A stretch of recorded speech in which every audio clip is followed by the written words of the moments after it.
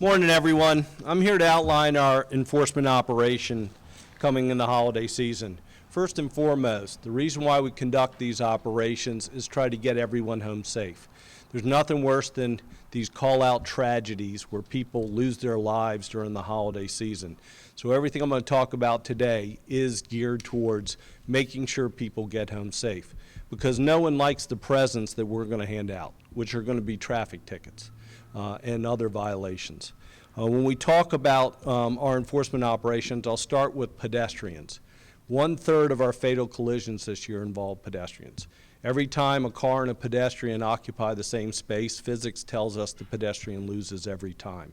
So we have to do something aggressively to try to get people to yield to each other. We talked about the high visibility. Whether it's something gaudy like this or something as simple as Chief Davis has as a reflector on your book bag, they have to enhance their visibility. But they also have to obey the rules of the road. And that's why the police department will be conducting 40 pedestrian safety operations during the month of December. Now, when we look at the analysis, as the chief said, in our most serious collisions, the pedestrian is overwhelmingly at fault. When we look at our regular collisions, in which we have over 1 pedestrian collision a day on average, we find out it's about 60-40 where the driver's at fault. So our 40 operations for the month of December will target both drivers that don't yield to pedestrians. They will target drivers who fail in crosswalk stings to stop for our police officers that will be dressed in bright colors trying to cross the roadway. And it will be for pedestrians that are jaywalking. We will be doing a comprehensive enforcement in that area. As you heard, we're going to have our Shop with a Cop and a Firefighter program. And that's really important because it gives us an opportunity to get into the parking lots. It reminds people about being safe. As you know, when you go into a shopping center parking lot, you are both the pedestrian and the driver at certain times in that arrangements. When you drive into the parking lot, you're the driver. You get out of your car, you walk to the store, and you walk back from the store, you're the pedestrian, and then back again that you're a driver. So everybody involved is engaged in this. It's important that you look out for each other, that you have eye contact. We'll be handing out the reflective bags.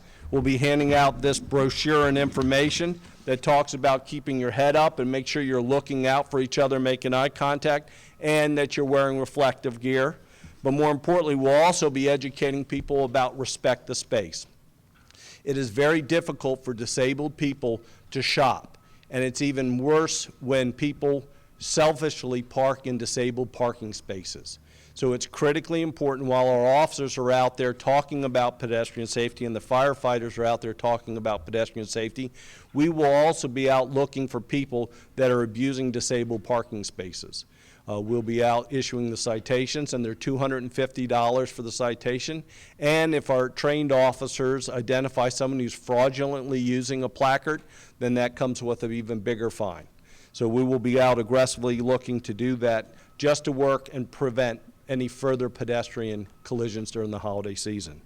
When we look at the rest of the collisions, we identify the following factors as problematic. Speed, of course, first and foremost. Distracted driving, alcohol, and, of course, lack of seatbelt use. We're convening a holiday task force. The kickoff for the holiday task force is tomorrow night. But in the holiday task force, we have 10 additional officers being assigned to our alcohol unit and representatives from allied agencies, to include Maryland State Police, who has a representative here behind us. And we will be out aggressively enforcing the alcohol laws that the chief talked about, underage drinking parties, and more importantly, drunk or drug driving.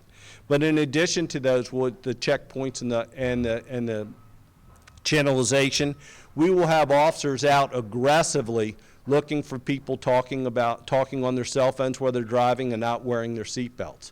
All these are critical factors to try to get people home safe.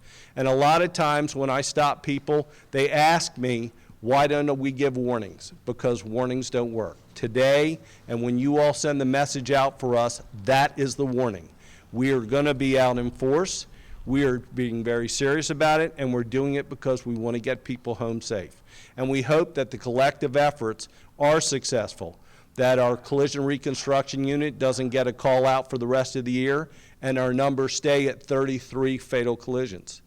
Now, for you all, for your benefit, a lot of people always ask about why does it take so long for us when we close a road and do an investigation?